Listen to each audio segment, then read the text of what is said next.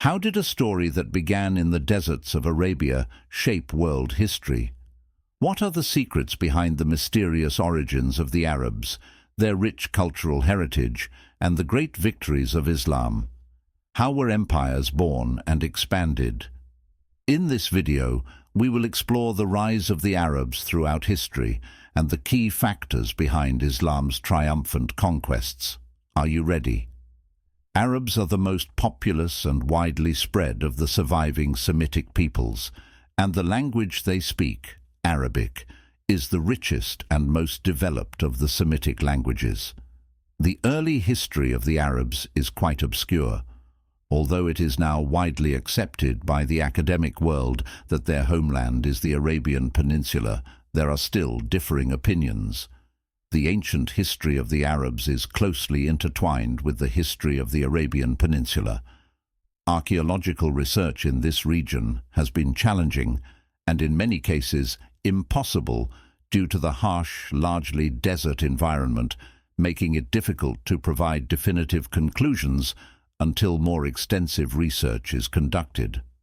Consequently, the earliest information about the Arabs comes from the written records of neighboring peoples. Despite various linguistic interpretations, the exact origin of the term Arab remains uncertain. Some scholars suggest that the term derives from a Semitic root meaning west and was first used by the Mesopotamians to describe those living west of the Euphrates. However, as it is uncommon for a people to name themselves based on their geographic position relative to another group, this explanation is unlikely. More convincing are the theories that link the term to nomadism. One theory connects the word Arab to the Hebrew Arabah, meaning desert or steppe, while another theory ties it to the word Arabhe, which refers to nomadic life. Additionally, some believe that Arab refers to desert or a person living in the desert. The term Arab first appears in the inscriptions of the Assyrian king Shalmaneser III, who mentioned the rebellion of small states in Syria and their subsequent defeat in 853 BCE. In this inscription, Gindibu the Arabi supported the battle at Karkar with 1,000 camels. From this point until the 6th century BCE, Assyrian and Babylonian inscriptions frequently mention the names Aribi, Arabu, and Urbi. These texts discuss tributes collected from Arabi leaders and military campaigns in the land of the Arabi. For instance, Assyrian king Tiglath-Pileser III, 744 to 727 BCE, undertook campaigns against Syria and its surroundings, and imposed tribute on Queen Zabibe of the Arabi in 741 BCE. In 735 BCE, he defeated another Arabi queen, Shamsi. Additionally, tribes living in the Sinai fell under his control. The political and military relations between the Arabs and the Assyrians continued thereafter. In 715 BCE, Sargon II imposed tribute on tribes and small states ruling over northern Arabia, including the Thamud tribe, which is mentioned in the Quran as Thamud. In 703 BCE, the Arabs supported the Babylonian king Marduk-apla-iddina against Assyrian king Sennacherib, but they were defeated and captured. Sennacherib attacked regions under the control of Queen Tilhunu, who had collaborated with the Babylonians, and pursued the Arab tribes to the Dumat al-Jandal oasis. This oasis was home to the Kedar tribe, known as the Kidri in Assyrian sources, which controlled northern Arabia. Hazael, the chief of the Kedarites, initially supported Queen Tilhunu, but fled to the desert after a falling out. In 676 BCE, the Assyrian king Esarhaddon led a campaign against some Arab tribes in Wadi Sirhan. Later, during the Babylonian revolt led by Shamash-shuma-ukin, Hazael's son Waiti supported the Babylonians, raiding the regions between Hama and Edom. However, his success was short-lived, as he was captured by the Assyrians and sent to Nineveh. Assyrian sources record at least 9 campaigns against Arab tribes in northern Arabia. Assyrian reliefs depict Arab kings and tribal leaders presenting gifts or kissing the feet of Assyrian kings. After the Assyrians, the Arab tribes in northern Arabia came under the influence of the last Babylonian king, Nabonidus. Babylonian control over the Arabs lasted for several years. In 539 BCE, the Arabs aided Persian King Cyrus the Great in his conquest of Babylonia. During the expansion of the Persian Empire, the Arabs did not come under Persian rule.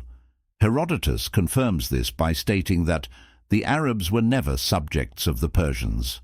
Relations between the Persians and the Arabs were more like an alliance of equals. During Alexander the Great's successful campaigns against the Persians, he also gained control over northern Arabia after conquering Syria and Egypt. After Alexander's death, Arabs played a small role in the power struggles among Hellenistic rulers. However, neither the Seleucids nor the Ptolemies could penetrate the interior of Arabia, allowing the Arabs to maintain their independence. When the Roman Empire took control of Egypt, Palestine, and Syria, it also came into contact with the Arabs. Despite establishing good relations with the Nabatean and Palmyrene kingdoms, Rome was unable to extend its influence into the Arabian interior. For instance, a campaign led by the Roman governor of Egypt, Aelius Gallus, in 24 BCE to capture Yemen and its resources, ended in complete failure. His army returned to Negran with only a tenth of its original strength and eventually made its way back to Egypt after facing many difficulties. No foreign power attempted another campaign into the Arabian interior after this defeat.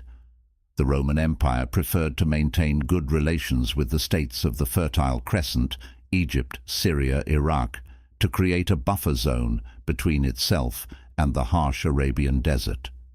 These political and military relations are reflected in ancient Greek and Roman literature.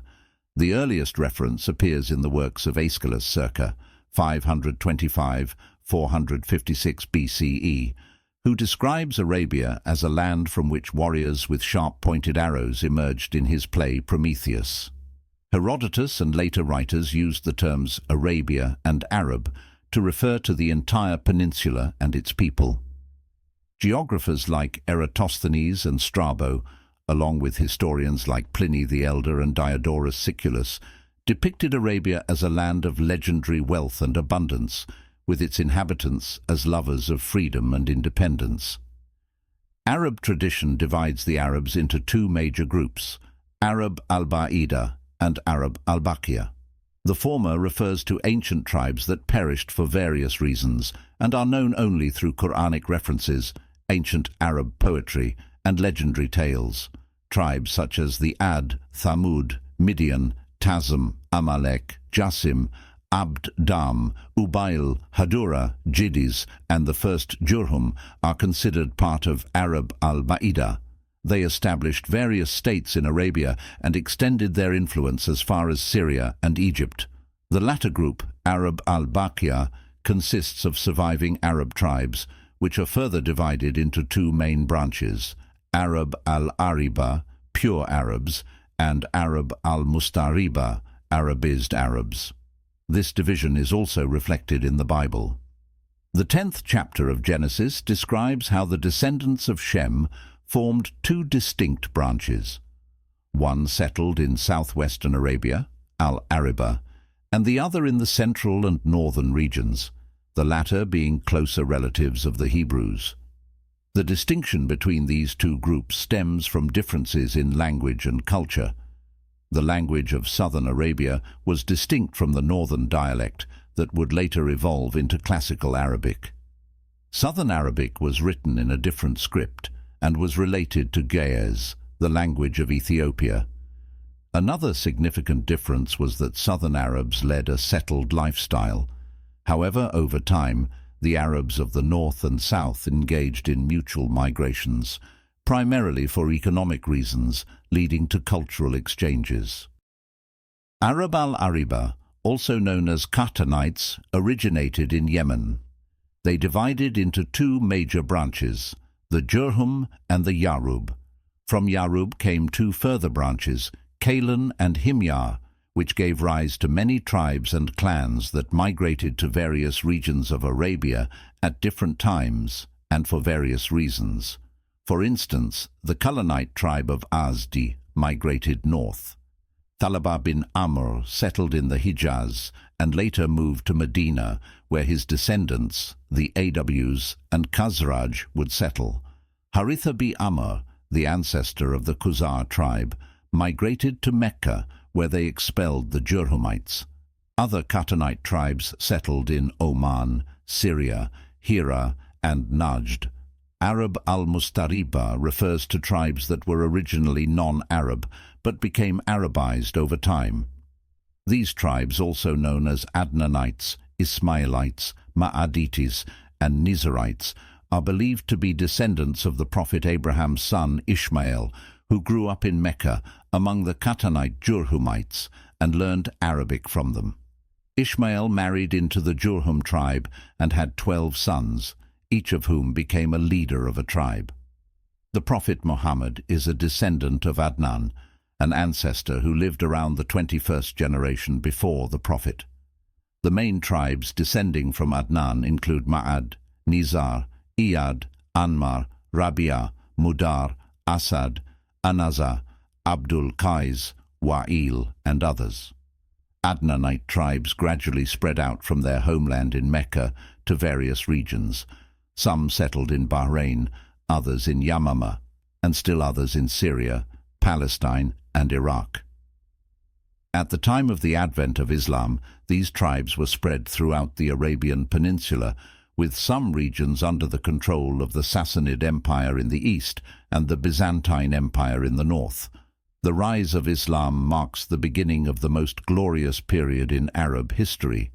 The Islamic State, founded during the lifetime of the Prophet Muhammad, brought almost all of Arabia under its control. Under the leadership of the Caliph Abu Bakr, 632 to 634, the Muslim conquests began, marking one of the greatest military campaigns in Arab and Islamic history. Throughout their history, Arabs ventured beyond Arabia, particularly into the Fertile Crescent. However, none of these migrations were as significant as the Islamic conquests. Historians have examined the reasons for the success of these conquests from various perspectives, yet many have been unable to free themselves from their religious, social, or ideological biases, leading to one-sided conclusions. To fully understand the significance of the Islamic conquests, it is essential to study their military, political, religious, economic, and cultural aspects objectively and based on available sources.